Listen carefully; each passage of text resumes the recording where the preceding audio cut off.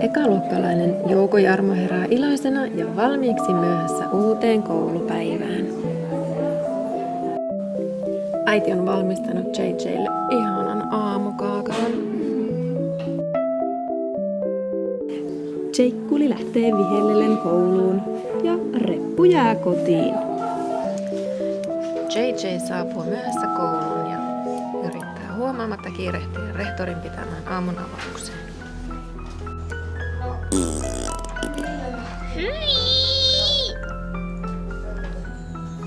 Pipo. Myssy. Jäpä. JJ kuulee ovelta, kuinka rehtori kiittää oppilaita tunnollisesta koulun käymisestä. Jormis hiippailee huomaamattomasti seinän vierusta kohti omaa paikkaansa. Ups.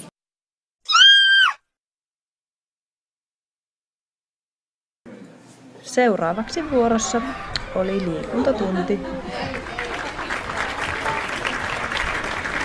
Jarmo Jouko huomaa, että liikuntakamppeet ovat repussa.